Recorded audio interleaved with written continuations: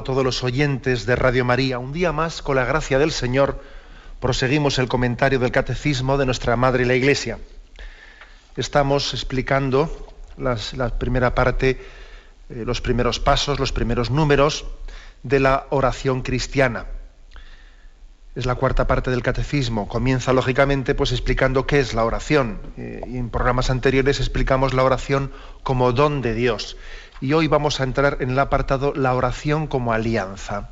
Es una buena oportunidad que tenemos en este capítulo para orar con más profundidad. Es frecuente que también dentro de la Iglesia se ofrezcan como pequeñas escuelas de oración, talleres de oración, escuelas de oración, cursillos de oración. Bueno, hay muchas palabras, pero para insistirnos que tenemos que aprender profundamente a orar, ¿no? que es una de las tareas principales de nuestra vida. No se nace sabiendo orar. Con esto pasa como con el habla. O sea, el habla la desarrolla espontáneamente, pero luego también hay que educarle en cómo hablar. Un niño tiene en su espontaneidad la capacidad de expresarse enseguida, ¿no? Bien, pero para que luego su expresión no sea tosca, no sea burda, etcétera, se le va enseñando a hablar. Esto no se dice, esto sí se dice. Lo mismo pasa con la oración. Para poder hablar con Dios, pues uno no tiene que haber hecho un cursillo. Se habla con Dios como con espontaneidad, como toda expresión que sale del corazón, que brota de él, ¿no? Aquí esto lo decíamos en programas anteriores, que la oración, lo decía en aquella definición de Santa Teresita del Niño Jesús, es un impulso del corazón. Entonces, un impulso del corazón no hace falta un cursillo para que nos lo enseñen. Bien, pero sí que es verdad que luego ese impulso tiene que ser educado, tiene que ser también madurado, tiene que ser profundizado. O sea, la oración es espontánea, pero tiene que ser educada, las dos cosas. Bueno, pues hay aquí una buena ocasión, con motivo de que explicamos el Catecismo de la Iglesia Católica, pues para profundizar más en nuestra oración. Bien, decíamos que hoy vamos a hablar a partir del punto 2562, donde pone el título La oración como alianza. Dice así este primer punto. ¿De dónde viene la oración del hombre? Cualquiera que sea el lenguaje de la oración, gestos y palabras, el que ora es todo el hombre. Sin embargo, para designar el lugar de donde brota la oración, las Sagradas Escrituras hablan a veces del alma o del espíritu, y con más frecuencia del corazón, más de 1000 veces, dice el Catecismo. Es el corazón el que ora. Si éste está alejado de Dios, la expresión de la oración es vana. Bueno, vamos a adentrarnos un poco en esa expresión. La oración como alianza, y para expresar y explicar cómo la oración es alianza, pone primeramente el primer escalón. ¿Desde dónde brota la oración? ¿Desde dónde brota? Hombre, vamos a ver, es el hombre entero el que reza la persona, no reza el cuerpo, reza la persona. Y aunque no es el momento, porque bueno, pues hay otros momentos en los que el Catecismo habla un poco de la antropología cristiana, pero bueno es que entendamos que la persona, la genuina antropología cristiana, pues nos entiende que la persona no se puede entender como un dualismo, pero sí como una dualidad, que no es lo mismo dualismo que dualidad. Somos una dualidad, ¿no? Algunos padres de la Iglesia, como San Irineo, a caballo entre el siglo I y II, San Irineo, para explicar qué es el hombre, qué es la antropología del hombre, lo hicieron desde la encarnación de Jesucristo, tomando la comparación de la imagen de la encarnación de Jesucristo, ¿no?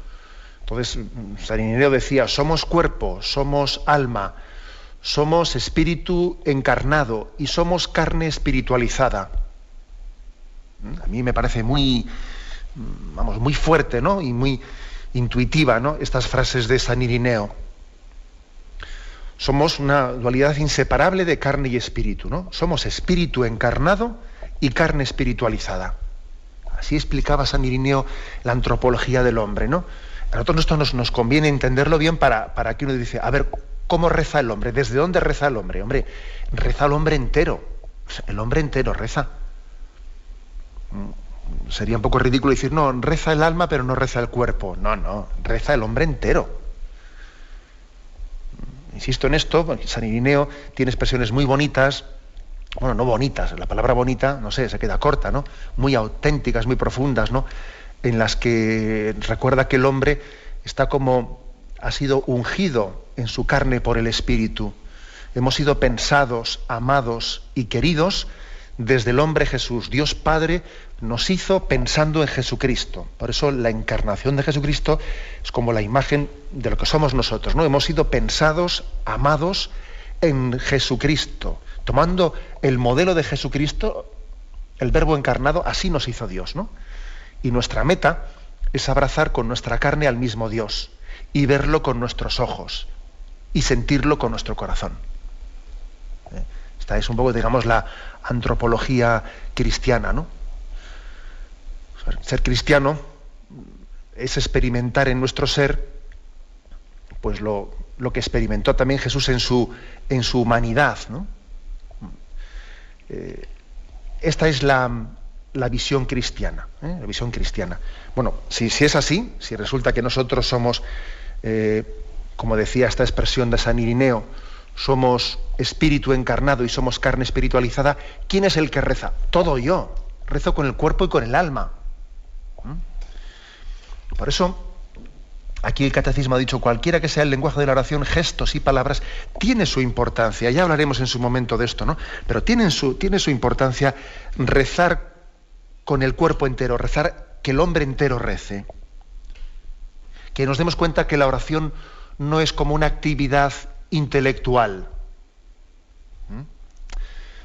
Yo creo que ya me vais a entender en esto, ¿no? A veces también en nuestra forma de disponernos corporalmente, eso dice mucho. O sea, la oración no es una actividad intelectual en la que tú estás ahí, corporalmente estoy a otra cosa, ¿no? Y entonces, digamos, mentalmente estoy a esto. Eso no es entregarte plenamente a la oración.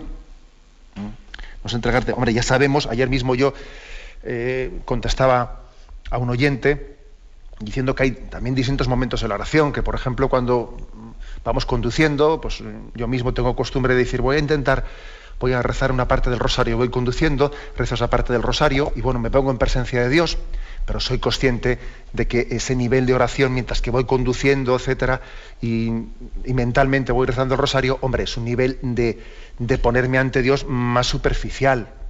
Corporalmente, etcétera, estoy a otra cosa.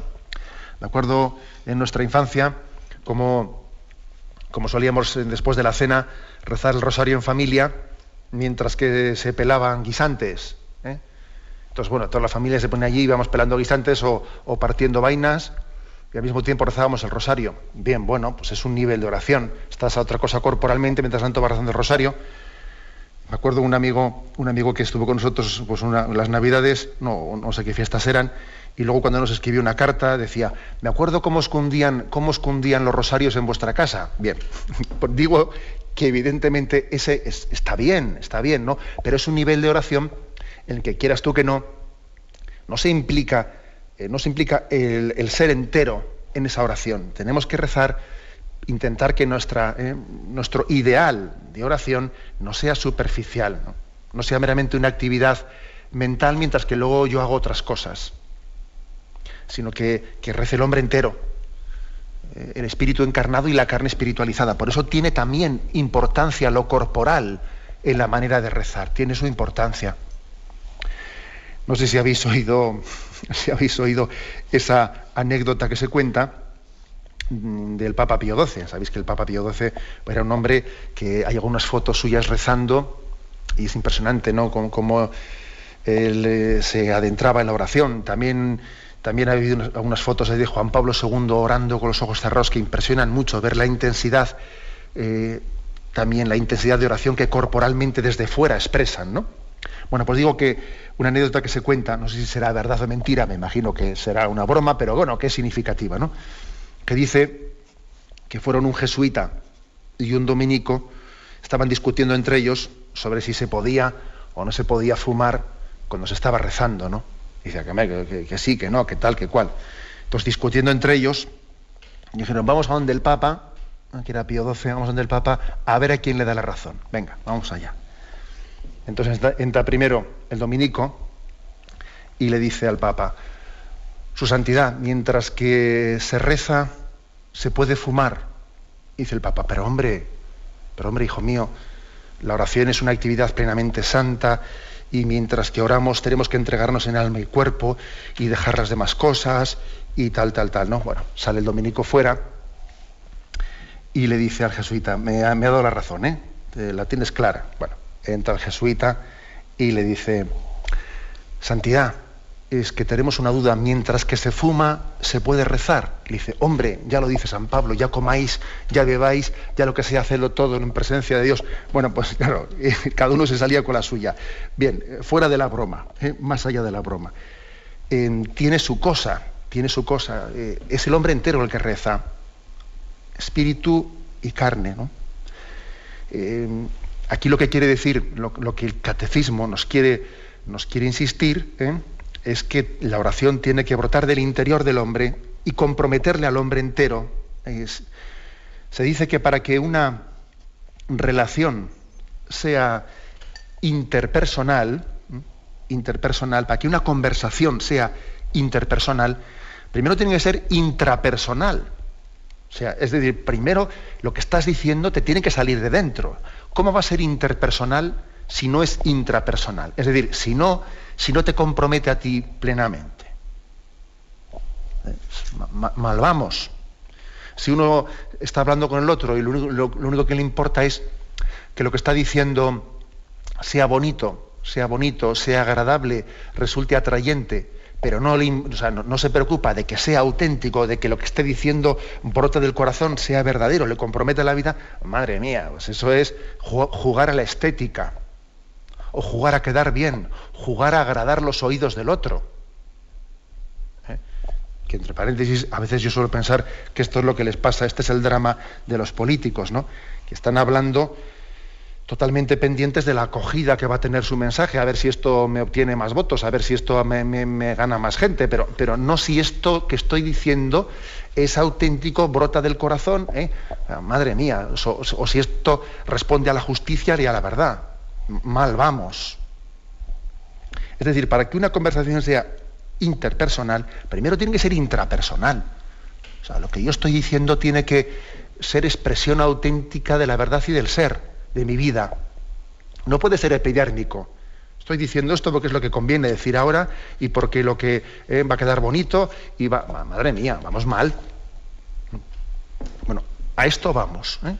A esto va aquí el catecismo. Es la afirmación de que es el hombre entero el que reza. Entonces, este hombre entero, la Sagrada Escritura, a la hora de decir esto, como os imagináis, la Sagrada Escritura no va a hablar de interpersonal ni intrapersonal, que estos son términos nuestros en los que intentamos hablar de comunicación, ¿no? La Sagrada Escritura habla con términos más sencillos y además más profundos, que es rezas desde el espíritu, rezas desde el alma, rezas desde el corazón.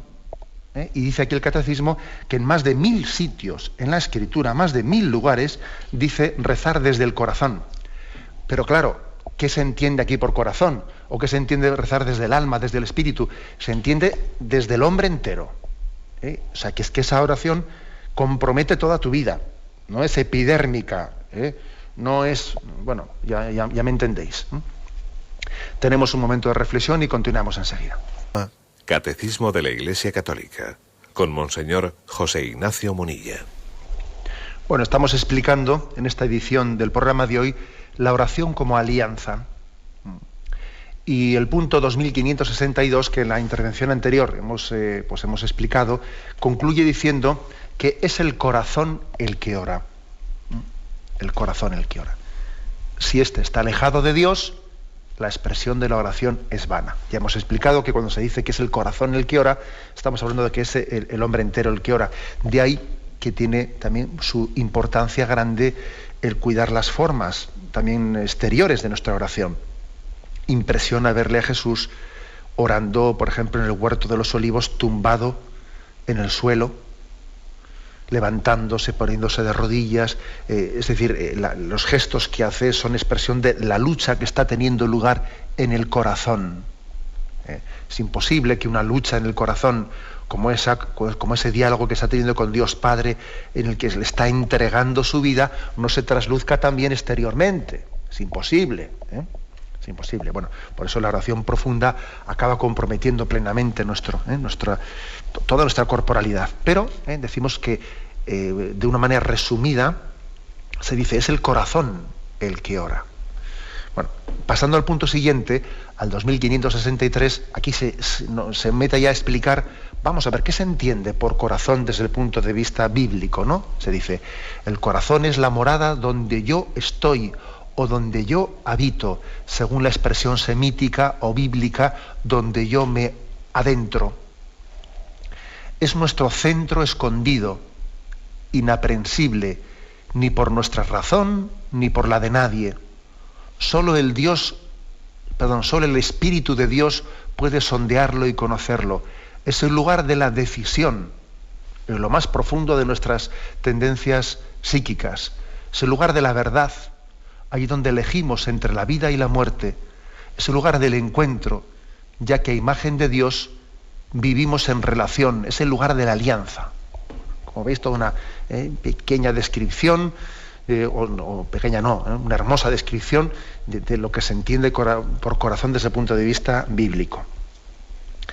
También en nuestro lenguaje, aunque nuestro lenguaje está un tanto distanciado del sentido, bastante distanciado, ¿no?, del sentido bíblico, sin embargo, también nuestro lenguaje capta algo de esto.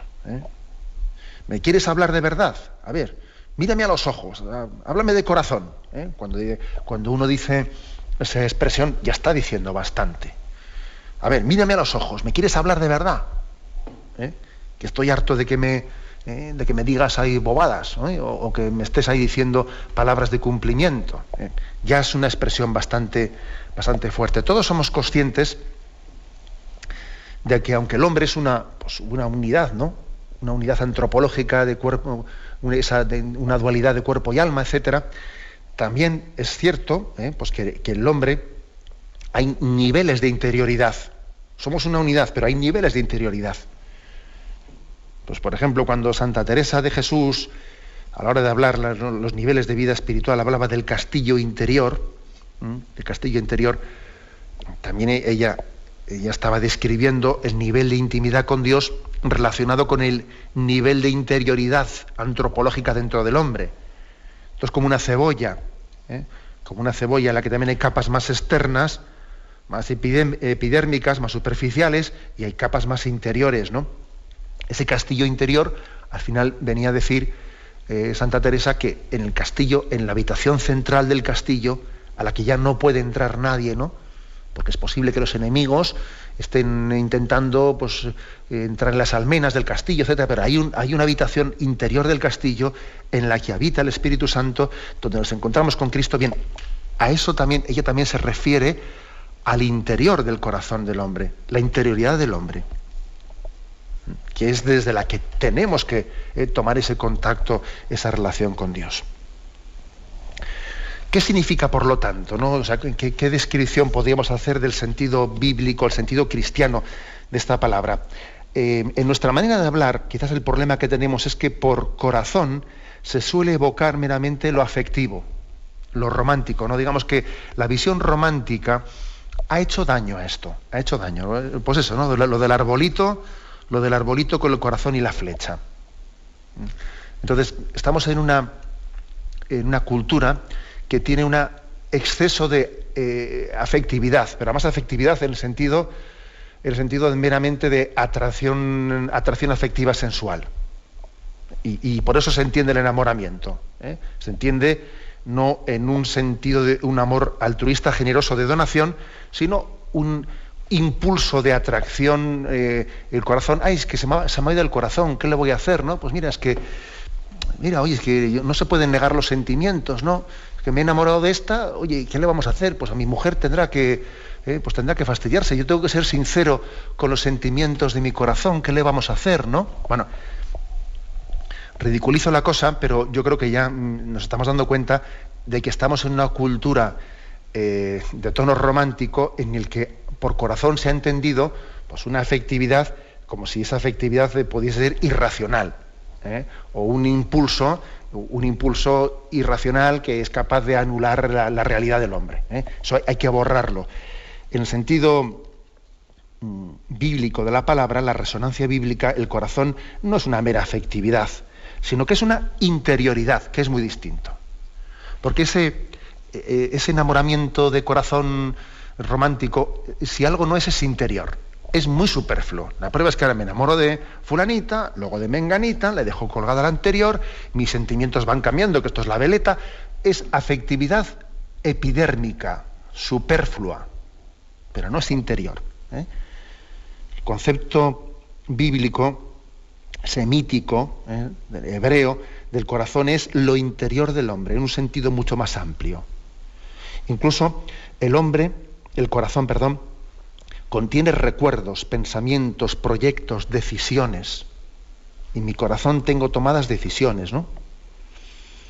Es más, por ejemplo, en el Eclesiástico 17:6 podéis ver esto. Dios nos ha dado un corazón para pensar. Fijaros esto, un corazón para pensar. O sea, que esa especie de contraposición que hacemos nosotros entre que el corazón es sentir afectos, ¿no? Y luego la razón es pensar. Esa disociación que hemos hecho entre corazón y mente es cosa de nuestra cultura romántica. O sea, en sentido bíblico de la palabra, Dios nos ha dado un corazón para pensar. Incluso el Salmo 33 habla de que se evocan los pensamientos del corazón. Dame tu corazón, préstame tu atención, dice el Proverbios 23:26. Dame tu corazón es préstame tu atención.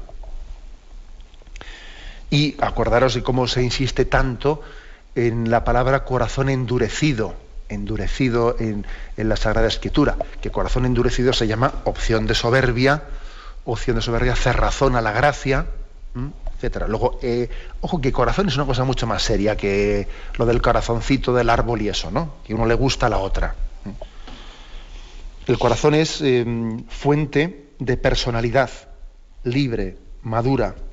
Es la sede de las elecciones, de las decisiones propias de la palabra, es donde uno toma decisiones profundas, ¿no? Tanto en el Antiguo Testamento como en el Nuevo Testamento, el corazón es el punto donde el hombre se encuentra con Dios. Es el lugar del encuentro, es el lugar de la alianza. Por eso aquí, a la hora de hablar de la oración, nos prodigamos en entender qué es el corazón, porque claro, si no sabemos que hay que rezar con todo el corazón, ¿cómo vamos a rezar bien? ¿Cómo vamos a rezar bien? No tenemos prisa en empezar a explicar así cuestiones muy puntuales, ¿no? De a ver qué técnicas, ¿cómo hacemos? No, ya entraremos en eso, pero vamos despacio. Ahora lo importante es poner bien las bases. Poner las bases de que hay que rezar con todo el corazón. Que nuestra oración comprometa a toda la persona. Por lo tanto, el corazón es el lugar del encuentro entre Dios y el hombre, y en realidad ese encuentro entre Dios y el hombre, teológicamente hablando, ha tenido lugar en Jesucristo. O sea, Jesucristo ha sido el encuentro entre Dios y el hombre. Por eso el corazón de Jesús es el modelo de cómo nosotros tenemos que rezar con todo el corazón. Y Jesús es modelo de oración para nosotros. Algunos detalles que también he hecho mano de ellos para explicar este punto 2563. Por ejemplo, en la Sagrada Escritura se insiste en que el corazón es lo contrario de la apariencia. En las relaciones lo que cuenta es la actitud interior. Pero claro, ¿qué es lo que ocurre? Pues que el corazón tú no lo ves, tú ves lo externo. Y si la relación es como debiera de ser, lo externo, me refiero a tus palabras, tu rostro, tus labios, debiera de manifestar lo que hay en el corazón. Por tus gestos, por tu mirada, por tu emoción, se debiera de manifestar lo que hay dentro de ti. Pero también existe el peligro de que palabras y comportamientos puedan disimular lo que hay dentro del corazón. Eso es un riesgo. Se puede ser totalmente falso y se puede tener caretas. Eso es un riesgo que tenemos, ¿no? O también dobleces. Dobleces, que también eso es otra cosa que en la Sagrada Escritura aparece esa expresión con distintas palabras. El corazón es sí pero no, voy pero no entro, pretendo mantener una doble vida, dobles opciones, poner una vela a Dios y otra vela al diablo, ¿no? Dobleces interiores, ¿no? Que hace que tu corazón no sea sencillo. Aquí se habla de la sencillez del corazón, ¿no? De los niños, que los niños cuando dicen A es que es A, pero claro, ya entramos ya con corazones complicados que A sí B, pero no C, pero no D, y ya, bueno, pues por lo tanto, el corazón tiene que ser lo contrario de la apariencia. El corazón tiene que ser la autenticidad. Y vemos el drama que existe en la Sagrada Escritura es que frente al llamamiento de Dios, pues el pueblo de Israel, pues a veces se esconde o intenta decir, voy a responder a la llamada de Dios, pero un sí, ya te he oído. Es decir, lo hace con un culto exterior, diciéndole unas palabras, pero que no están respondiendo a la llamada de Dios. No están respondiendo. Este pueblo me honra con los labios, pero su corazón está lejos de mí. Dice Isaías 29, ¿no? Isaías 29, 31. A Dios no se le puede engañar, claro, porque Dios sabe cuando una oración es vacía, cuando un culto es vacío, y eso es lo que le reprocha a Israel. Tu culto es vacío. Tú aquí me estás diciendo, Dios escudriña los corazones, y tú aquí me estás diciendo palabras, pero yo sé que tu corazón no está conmigo. Fijaros, para entender esto, pongamos en la imagen del matrimonio, ¿no? Puede ocurrir que alguien haga una ficción, pues intentando ver con su esposa, de que tal, pero llega un momento en que su esposa le dice, oye, yo me he dado cuenta de que tu corazón no está conmigo ya. Tu corazón ha volado. Tú convives aquí conmigo, me dices las palabras justas, pim, pam, pero tu corazón no está conmigo. Eso, ¿no? Ese drama de un matrimonio, que eso puede ocurrir, ¿no? Para eso somos sensibles para percibirlo. Ese mismo es el drama de Dios con nosotros. El drama de Dios con nosotros diciendo, oye, tu corazón está conmigo. Tu oración es profunda, es sincera. O esto es un hábito adquirido, ¿o qué? Como veis, estamos cuestionando, ¿no? O sea, cuando uno habla desde el corazón, arriesga el corazón. La relación con Dios se llega a arriesgar el corazón. Eso lo dice Jeremías 30, 21. Se arriesga el corazón, o sea, se pone en juego. No me guardo nada. Me desnudo completamente al hablar con Él, ¿no? Bien, vamos a tener un momento de reflexión y continuamos enseguida.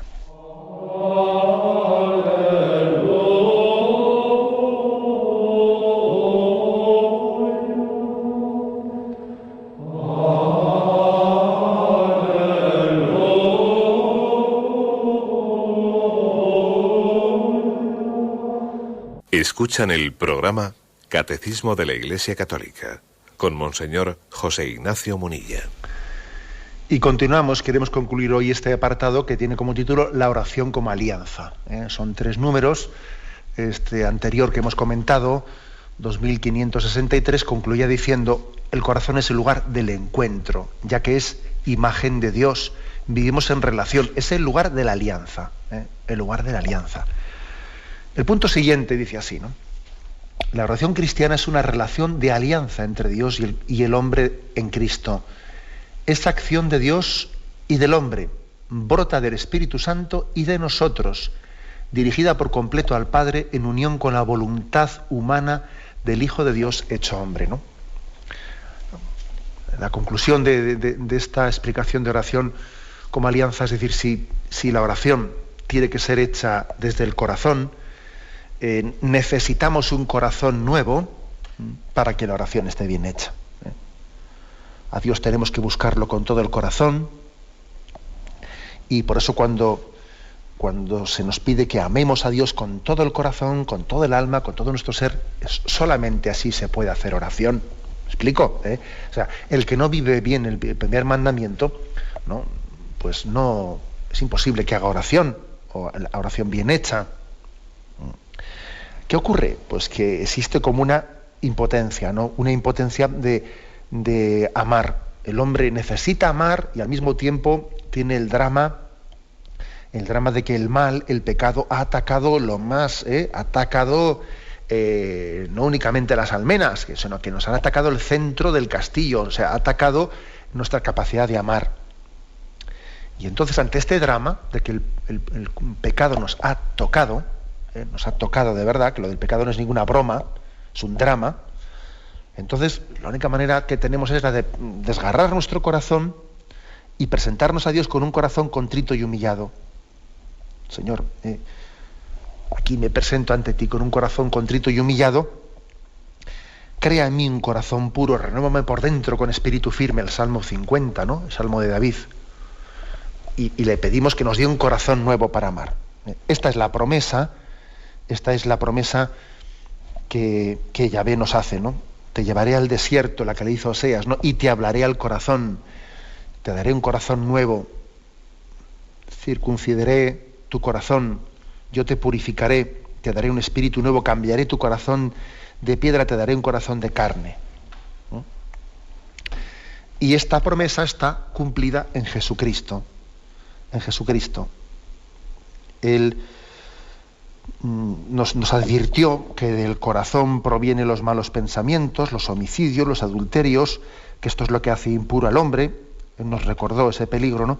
Y nos recordó la exigencia divina de la generosidad, que hay que recibir la palabra con un corazón abierto, que es indispensable tener un corazón sencillo, que Él promete la visión de Dios a los corazones puros, y Él no únicamente nos puso, esta es la gran novedad del Nuevo Testamento, ¿no? Que no únicamente nos puso el ideal, sino que nos dio el don de que Él, su corazón, se mostró como el lugar de la alianza entre Dios y el hombre. El corazón de Cristo es el lugar en el que Dios habla con el hombre y el lugar en el que el hombre habla con Dios. Voy a poner un ejemplo un poco así, perdonadme por a veces que igual pongo ejemplos que pecan un poco de burdos, pero el corazón de Cristo es como la cabina telefónica en la que Dios nos llama y nosotros llamamos a Dios. Es el lugar del encuentro, de la comunicación entre Dios y el hombre. ¿Por qué? Porque nosotros tenemos el problema que nuestra oración no es profunda porque nuestro corazón no está sanado, y mientras que no esté sanado, la oración no va a salir con la fuerza que tiene que salir. Y Jesús nos sana para que la oración sea expresión de toda la profundidad del hombre, ¿no? Entonces vuelvo a leer este punto, el 2564, para que veáis cómo concluye esta explicación, ¿no?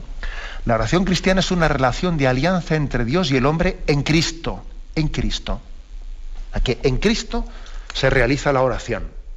Esa alianza, si no existiese ese lugar, esa cabina telefónica en la que uno le llama al otro, o sea, ese lugar de contacto, de encuentro es Jesucristo.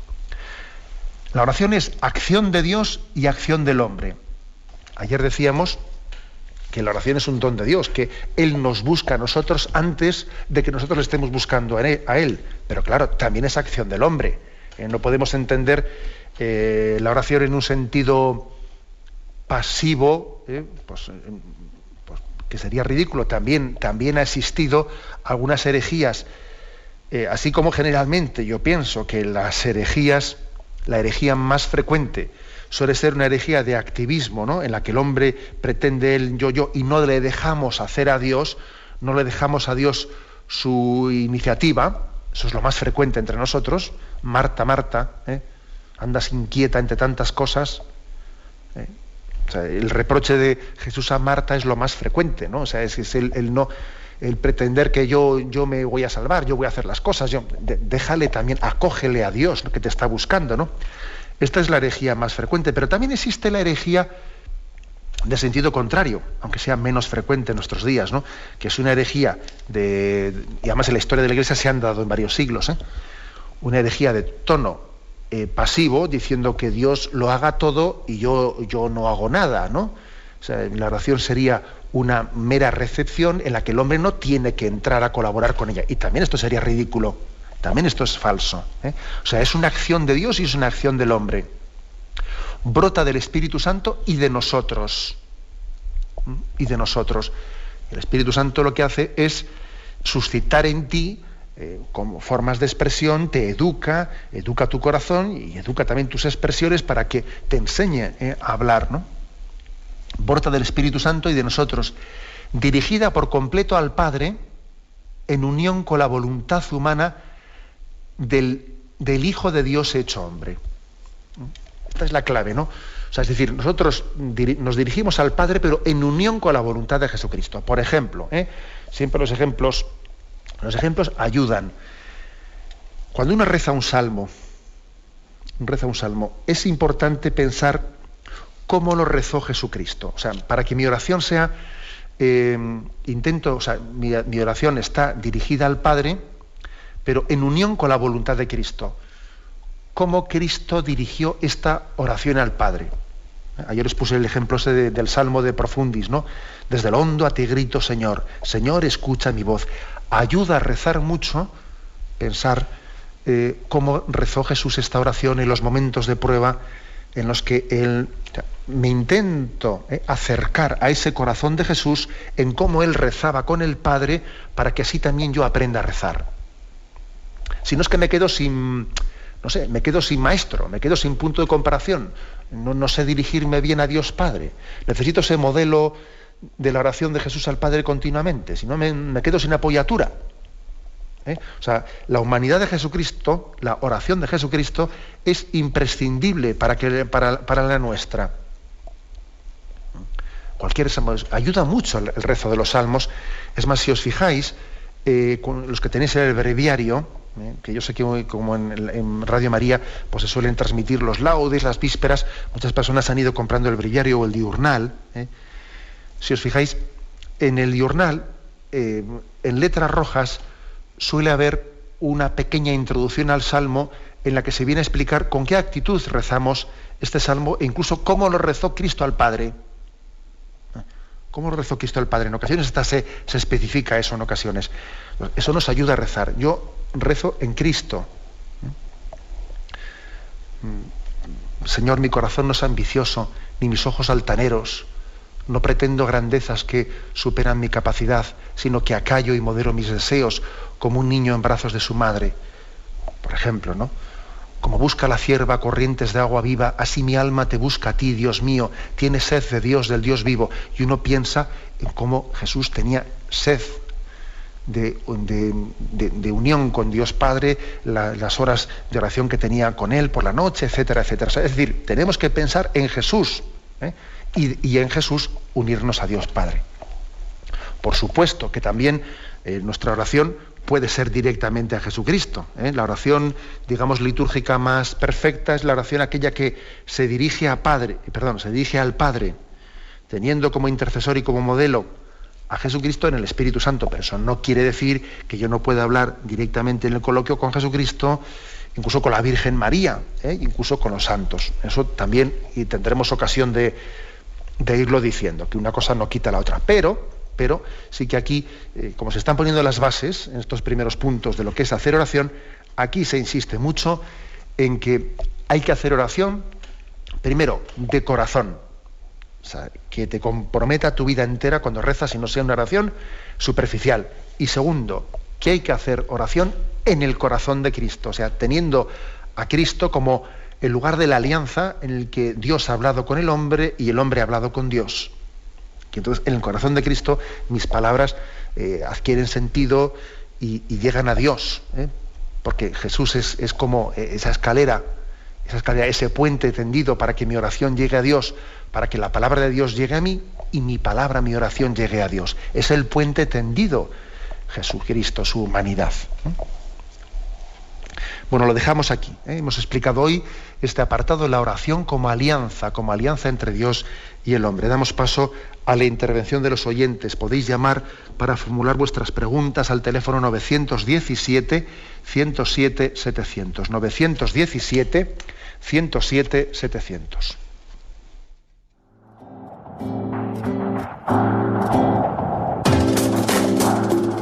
estos voluntarios que dan su tiempo generosamente en el día a día. Un cordial saludo a todos los oyentes de Radio María.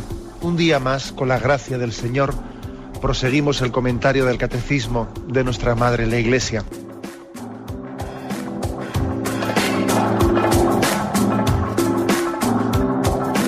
Porque le has quitado la única manera de protesta que tiene. O sea que cuando hay un dolor fuerte no hay que tomar analgésicos, hay que ir directamente al médico. Sí, hay que, bien, Primero pero no analgésicos fuertes para que se cometa el error de bloquear la defensa y no poder llegar al diagnóstico. Bien. ¿Le gustaría tener sus programas favoritos de Radio María para escuchar en cualquier momento? Llame y pídanos el programa que más le interesa en cualquiera de sus emisiones. Recogeremos su petición y sus datos completos para hacer el envío. Solo necesita un lector de CD o DVD que admita el formato de compresión MP3. Llame al 917-107-700 y atenderemos su petición encantados. Tome nota. 917-107-700. Radio María, más cerca de usted.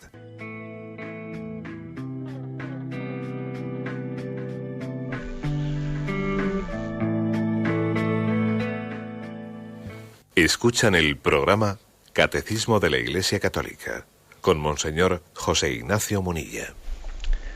Sí, buenos días. ¿Con quién hablamos? Hola, buenos días. Soy María. Adelante, María, la escuchamos. Mire, quería hacer una pregunta sobre las dificultades de un matrimonio católico, ¿no?, que es el mío.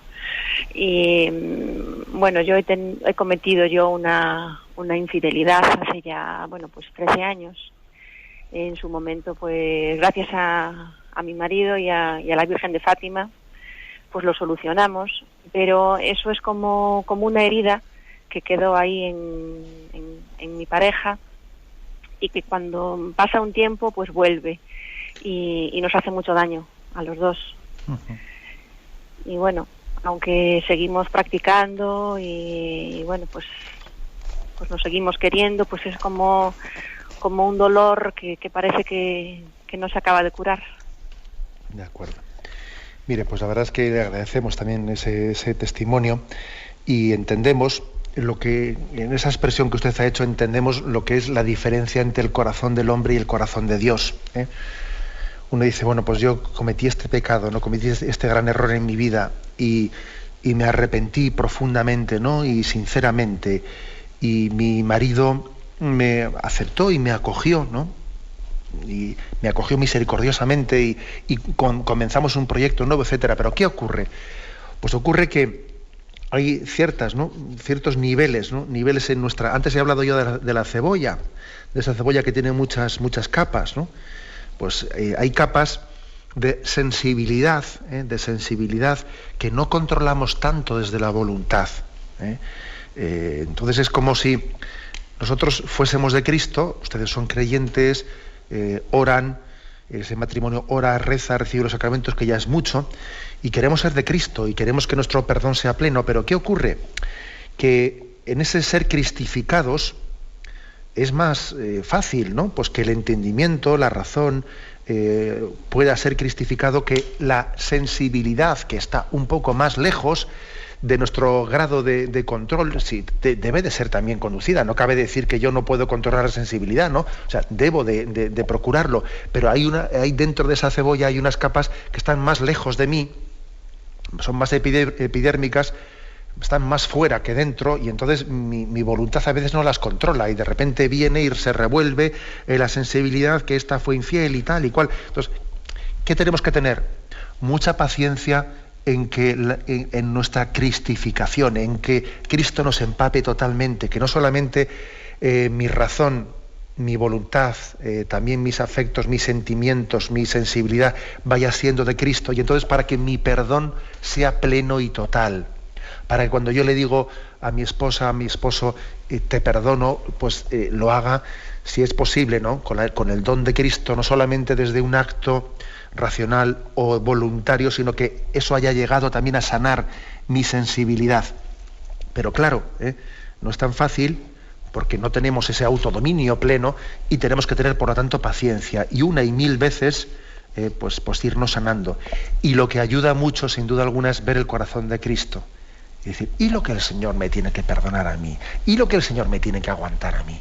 Anda que encima, no, yo cuántas veces he pedido perdón y he vuelto a las andadas en esto y en otro, y mi oración superflua, y que estoy aquí y estoy en otro lado. O sea, ver el corazón de Cristo, enamorarnos de su perdón, y desde ahí ir sanando el nuestro. Por eso he insistido yo tanto en este programa que hay que orar en el corazón de Cristo, poniéndonos ahí como ese es el lugar para que nos comuniquemos con Dios.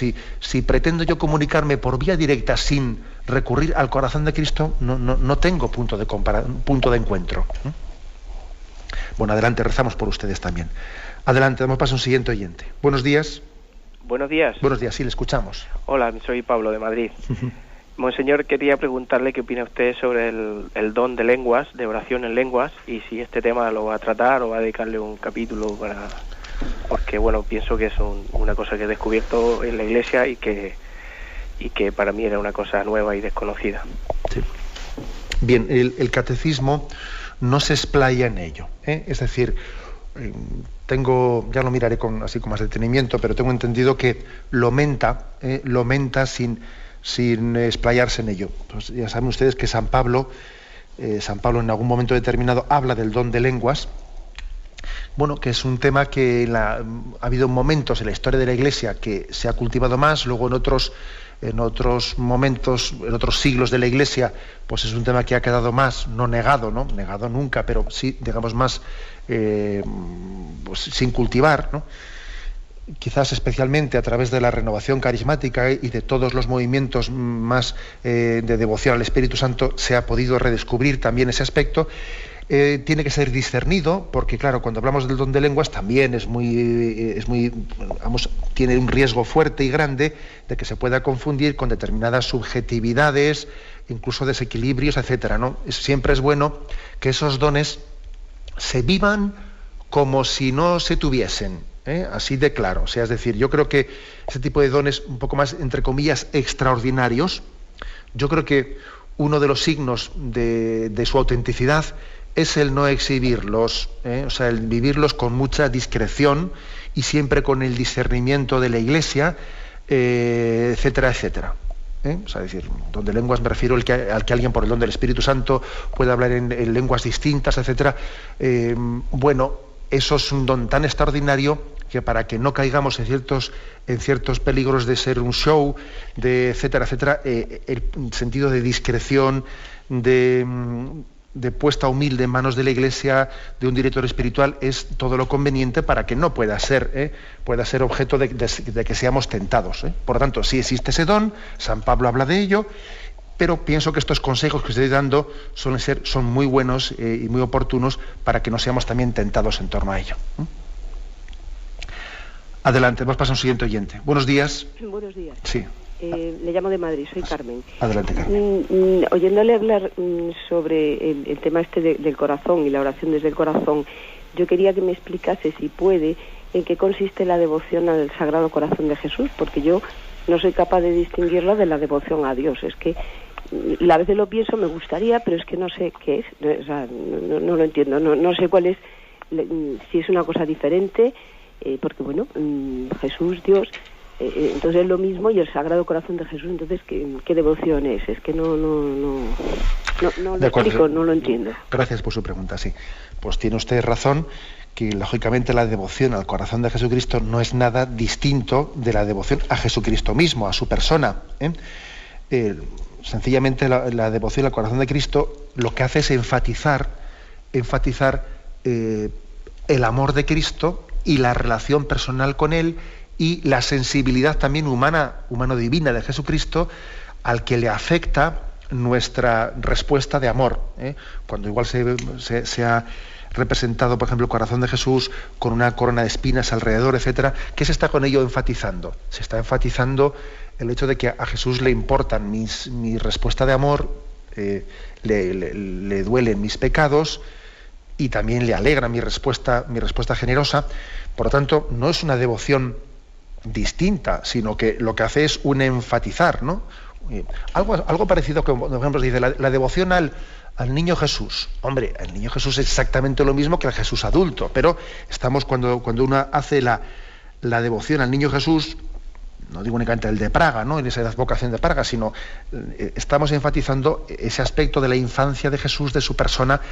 Cuando nos dirigimos a la devoción al corazón de Cristo, enfatizamos el amor de Cristo, enfatizamos la integridad de Cristo, que nos ama y nos conoce, y su sensibilidad a nuestra respuesta de amor. ¿De acuerdo? Por lo tanto, es un matiz, no es una persona distinta, evidentemente. Adelante, demos paso a un siguiente oyente. Buenos días. Buenos días. Sí, buenos días. Soy una pequeña hormiguita de Vitoria. Uh-huh. Quisiera, monseñor, comentarle que la oración desde el corazón es todo el cuerpo, lo que usted ha dicho, el cuerpo y alma. Uh-huh. Estás rezando y estás con el cuerpo y con el alma. Y para mí la oración es muy importante. Y luego es también un tema que quería comentarle, que viene un poquito sacado del contexto, es que, por ejemplo, estamos en misa y yo estoy arrodillada cuando está la consagración y los demás no se arrodillan, y a mí me duele eso muchísimo, y siempre me arrodillo y le digo al Señor: de parte de todos estoy arrodillada delante de ti. No sé si hago bien o es pretencioso o algo así. Bueno, mire, yo creo que es importante rezar con el cuerpo entero. Es importante, y a mí no me cabe duda de que bastante tiene que ver la secularización con el hecho de que también en la liturgia pues estén quitando, pues, o nos estemos ahorrando, estemos simplificando gestos corporales en ella. A mí me parece que eso tiene algo que ver. El hecho de que cuando pasemos delante del sagrario no hagamos una genuflexión profunda, etcétera. Por supuesto que dejo a un lado las personas que no pueden arrodillarse, que estarían encantadas de poder hacerlo. No me estoy refiriendo a eso ahora, ¿no? Además, uno enseguida ve cuando hay una persona que no puede arrodillarse, porque en su exterior está queriendo, a través de un gesto, de una inclinación, está queriendo expresar lo que hubiese deseado hacer con la genuflexión, ¿no?